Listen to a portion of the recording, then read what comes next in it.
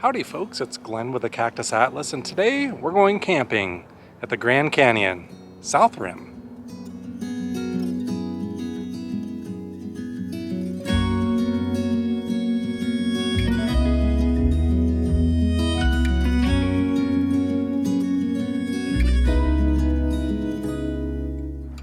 Alright, I have arrived at Mather Campground on the south rim of the Grand Canyon. I'm excited, going to be spending the night here. We're going to kick it off with a tour of my campsite here at Site 171 on the Juniper Loop. Alright, you can see we arrived with no issues and we easily backed into this site. Very wide, you could probably fit 2 cars in this thing. Not very long. And right behind it is my campsite, kind of tucked away in these pines back here. Site 171 is your average campsite here at Mather Campground. They're all very similar with the same amenities, a picnic table, firing with an attached grill, and plenty of places to pitch your tent. To be honest, over the years, all of the different campsites have all blended together in my mind. They're all very similar, and I always opt to try to choose some on the outer loop of whatever loop I'm camping on here, just to give me some extra privacy on the back. But I do have a slight complaint about Site 171 and those that are on this side of the loop. There's a very busy thoroughfare right beyond these trees. I'm, probably like a good 100, 150 feet maybe. Maybe not that much, I'm not sure, but you could see the cars zipping by, so there is the sound of that. You can also get a really good sense of, generally how close your neighbors are. They appear to space these sites out pretty equally, and there are plenty of trees in between each site, so if you don't like the way someone's looking at you, you can shift your seat left or right a couple of feet and then block the view with a tree. You can see also Site 171 has plenty of places to put tents. You can tell folks have put one over here. I don't know if that is a neighboring campground's tent site, but there's spots all around, and that one just jumped out at me and I just put the tent back there for maximum isolation, which isn't much, but I'll take what I can get. You can see there's a lot of folks with rigs back here. I haven't seen any Class A's, and I didn't memorize the cutoff. I think there is one. We'll flash it up on the screen if so, but I've seen lots of big vehicles up here and campers. One thing that you might want to remark on, maybe especially if you have kids, is that it's very dusty and dirty, very loose, dust. And you can already see I put 2 mats in front of my door, was lazy and just put big rocks on top of them instead of staking it down. But yeah, if you got people, you don't want them to track that into your tent probably. And they have restrooms here, of course, very equally spaced out throughout the campground, so camping gets really easy here, but no showers here at this location. So this is going to be your standard bathroom here. They're probably all the same layout. Couple toilet stalls in the men's room and a urinal. Couple sinks, soap dispenser, electrical outlets. Another electrical outlet, and a hand dryer, and a trash can. You can see they have recycling here, as well as dumpsters to bring your trash, spread equally throughout the restroom facilities. There is a little bit less road noise on this loop, a little bit more quiet, but you can still see through the trees, so I'd say still about the same level of privacy on this more inner loop. Yeah, this is all nice campsites. We're not going to be doing an entire walkthrough of the campground here, folks, if you've come here looking for that, because there's I'm on Site 171. I think I'm on the last loop, so it might go into the 180s or 190s, I don't recall, but there's that many campsites here, so it is a very large campground, but really impressive for how many sites there are, how spread about things are.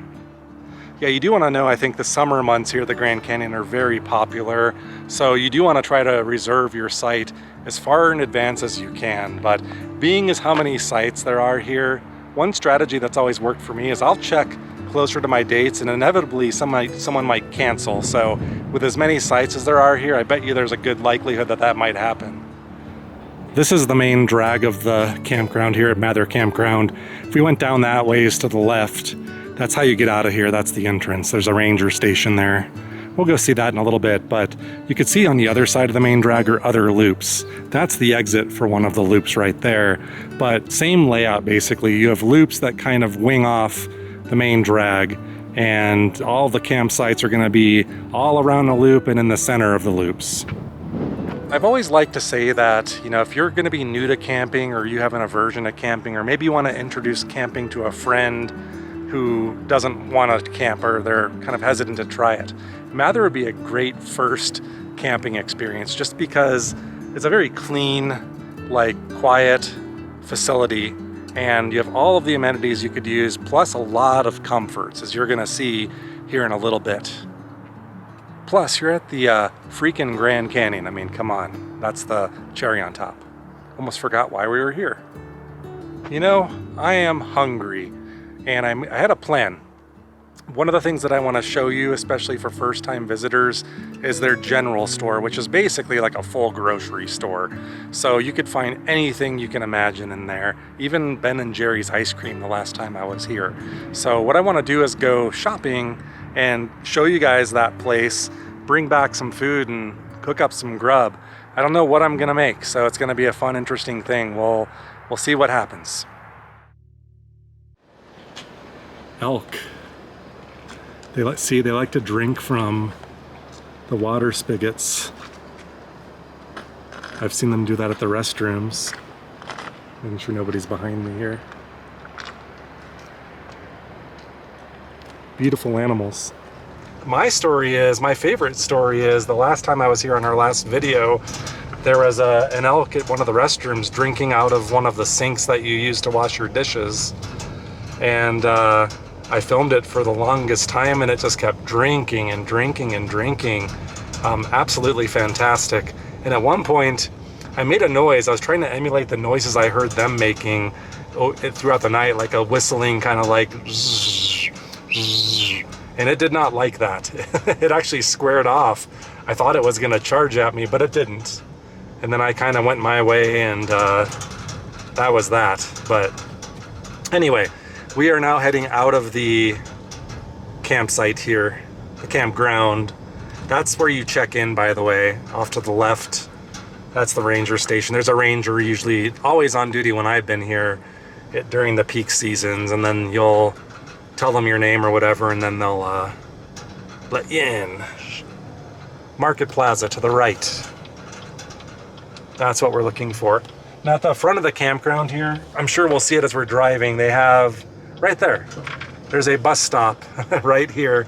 I'm gonna just drive as if I'm the bus picking people up, but this is the Mather Campground stop.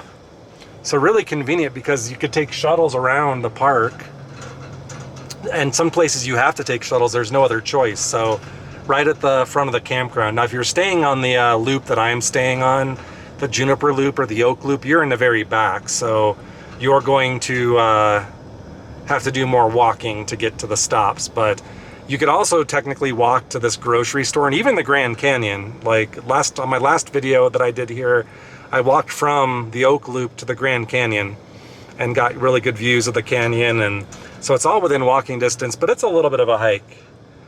But if you're going shopping like we are to buy dinner, we need a car to pack in all the good yum-yums.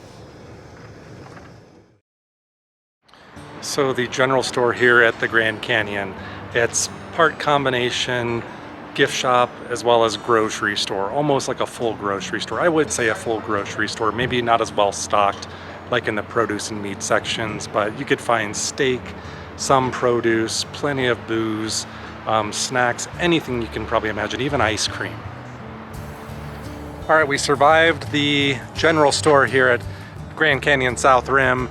Pretty crowded, and wouldn't you know it, I had grandiose plans. Maybe I'd make a steak, some steak and potatoes. Just wasn't feeling up to the effort, so guess what I gunned on did? I bought hot dogs. Oops. but it has been a long time since I've had hot dogs. So yeah, and that market is just amazing. I mean, that's why I think this is one of the easiest campgrounds to camp at. Of course, the trade-offs are there's gonna be a lot more people around, but for those of you that might need to ease into this, you saw they had Ben and Jerry's and other brands of ice cream too. So if you're freaking out, just go get yourself a pint. And who knows, maybe I'll get lucky and we won't have neighbors tonight, although there is a reserve tag on my neighboring site here. But now it's starting to become really quiet and pretty as the afternoon gets later now. A lot more shadows, and you can see my campsite in a slightly different light. And it's a bummer that can't make a fire tonight.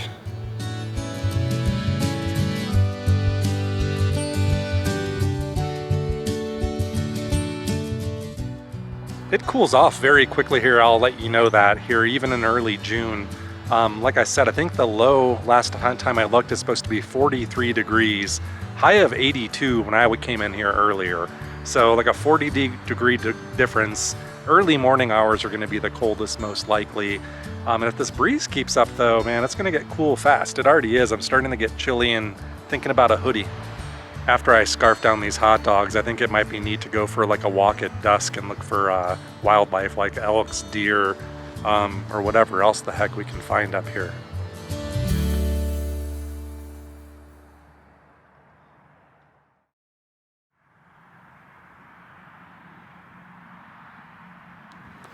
All right, so the first thing we're gonna do is head off into the woods behind my tent.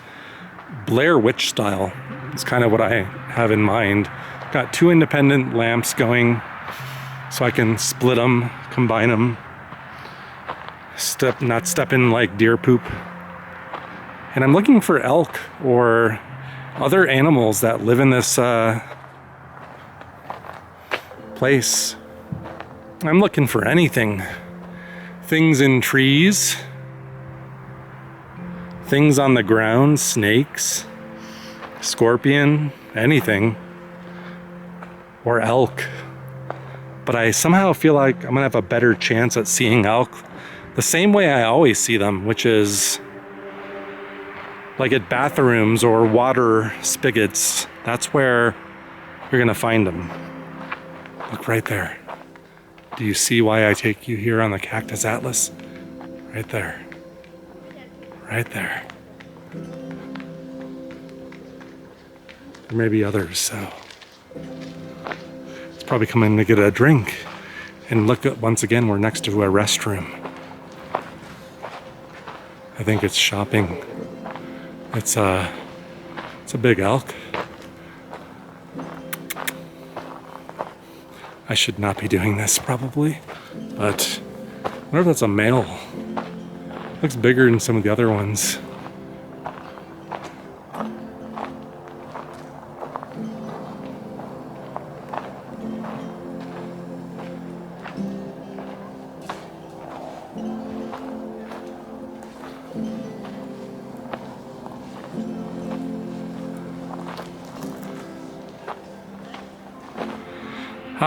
Home sweet home for the night. Mather Campground. Yeah, there's still traffic out there. I've been hearing it most of this time, but that cot is calling my name. It's not as cold as I would have thought it would have been by now, but that's where I'm sleeping for the night.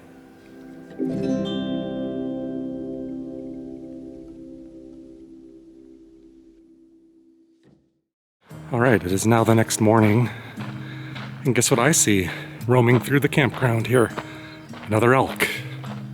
They're so big, they're like a little smaller than a horse, but they're pretty big. I had to stop packing up my campsite. And I'll catch you guys up here in a second as to what we're doing this morning. But this is a distraction, a good distraction. It's kind of stopping now. Yeah, for the most part, they are afraid of people, except when they're drinking their water. Then they hold their ground more. Now I did say yesterday, oh, I'm gonna get up at sunrise and go look at some Grand Canyon, and that didn't happen obviously. However, it would be a shame to come up here and camp at Mather Campground and not at least go check out the canyon. So I owe you guys that much. Let's get in the car and let's go find a closer parking spot and go seek out the Grand Canyon. All right, so I found parking, went somewhere that I usually don't go, like right next to the El Tovar and the Verkamps Visitor Center and Museum. I don't know if I've ever been in there before, but the canyon is literally right there. So we don't have to walk far. I'm being lazy today, showing you guys how to be lazy. And here in front of me is the historic El Tovar Hotel where you can rent rooms. I think they have a restaurant in there also. Heard people talking about having reservations. And this is another thing that I really want to do sometime is spend the night here. Right at the base of the El Tovar is where the Grand Canyon Railroad arrives. And I'm sure there's a train due today. You can take it from Williams, Arizona. And we've actually done that. So I'm gonna recommend yet another video for you guys to go check out in our back catalog if you're interested. But the way it works is take a train, they bring you up here. You could either stay overnight or you can do a day trip, which is what we did. If you do the day trip, you pretty much are dropped off. They give you a couple hours to go roam around up here. You can't really go too far though, because if you miss the train, they will not wait for you. So you're gonna pretty much be limited to this section of the park, which is fine, especially if you've never been here before. There's plenty to do and see and great views, so you won't be disappointed. You know, there's a lot of like American heritage, Native American heritage history here at the Grand Canyon at virtually every step along the way if you know where to look. This is the Hopi House. This is basically a Native American arts and crafts center built in the style, I think, of like the Puebloan style. But I've been thinking of doing a video at the Grand Canyon that's the history of the Grand Canyon and just go seek out all the historic structures. So something I'm gonna do sometime in the near future, I hope. I think what I'm gonna do is just walk up this ways a little bit. This is probably the view of the canyon that I'm most familiar with, is this area. And in fact, looking down there, I see something we've done before, made a video on. We hiked all the way down there to that green patch, the little oasis down there known as Indian Garden. There's a campground down there and other facilities. And no, it is not all the way down to the bottom, but a lot of people use that as like a base camp that want to go to the bottom and split up the hike and not try to attempt it in one day. I am here to tell you though, that is possible to do in a day if you've got what it takes, because I've done it. Well, I should say I could do it now if I did it smartly and maybe camped down there. So that's a good goal. I'm talking about going to the very bottom of the Colorado River and back up in one day. That is brutal. Doable, but brutal. And one of the cool things that I learned on that trail is up here you've got all these pine trees. It's a little cooler, but the further you go down, like over in that area, it turns into desert and it's really warm. It gets warmer the further you go down. Something good to know if you're planning on venturing down there. It's a scenic locator.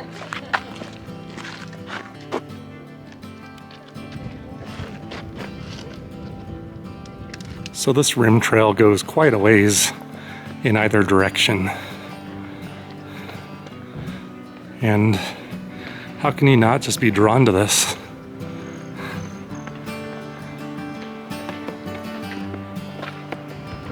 This really gives you a good view of that rim trail and maybe a good recommendation if you take a day trip on the train.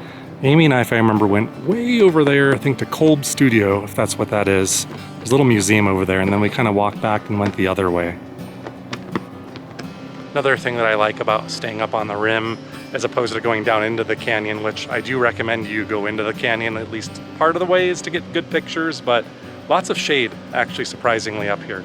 A lot of trees and a lot of places to escape the sun.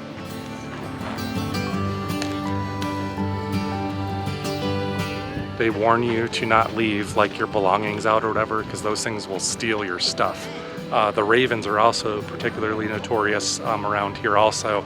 A ranger told me that ravens will even like steal your car keys and fly away with them if you're not careful. So always keep your belongings like packed away nice and tidy.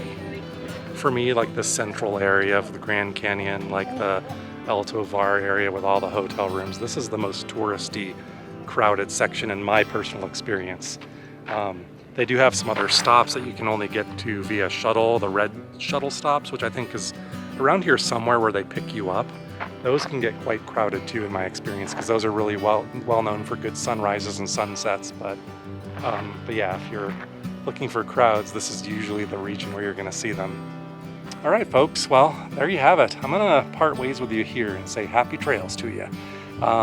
Really had a good time. It was a nice escape. I just drove up from Phoenix like on a Saturday, camped Sunday morning, did a quick walk, and now I'm driving back to Phoenix. So I'm fortunate to be among those that live close to this spectacular landscape. But if you're planning a trip here and you want to camp, as you hopefully saw, Mather Campground, pretty easygoing, a lot of comforts, but really nice campground.